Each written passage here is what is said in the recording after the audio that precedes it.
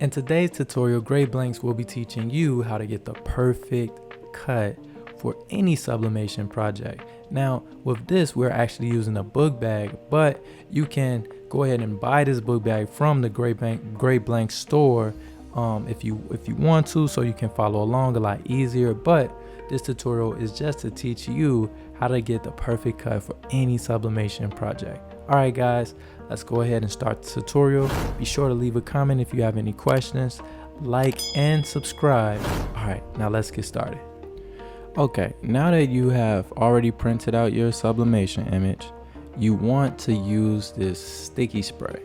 Now, this sticky spray is called Fast Tack 384 Sprayway. Now, we will leave a link in the in the description, so you can figure out where you can find it at on Amazon. But you want to use this.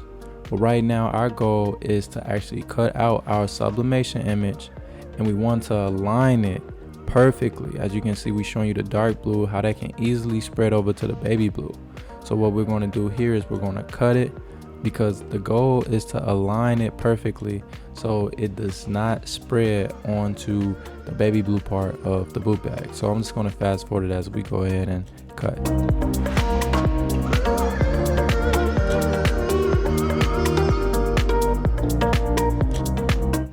Now that we're done with the cut, we're going to actually apply the spray. So as you can see, we're spraying it over a garbage can.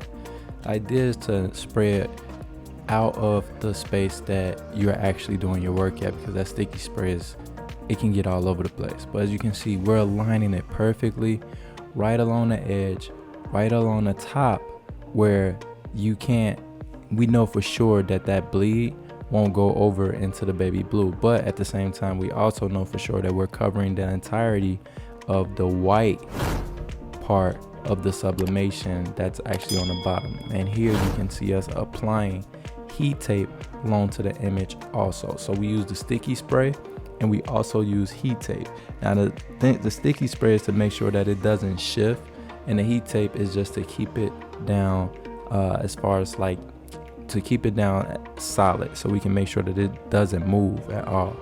So here what we're going to do is we're going to actually cut around the image. But if you look, we're leaving just a little bit of image left, just a little bit, because we do want it to bleed, and but what we don't want is to show some white left along that part of the book bag. So I'm just going to fast forward as we finish up the cut.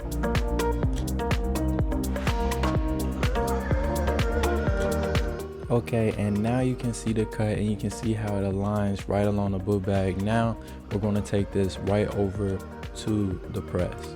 The first thing we want to do is we want to add butcher paper to the bottom of the press, just so no ink won't get onto our press. Now we're hanging the book bag off the press, but we're applying the butcher paper on top of the actual sublimation item. Now here it's important, because you have to understand that you do have metal zippers that will burn. So what we do here is we try to hide the zippers inside the book bag. We try to move them over. Now we start our press at 380 degrees and we let it press for 50 seconds.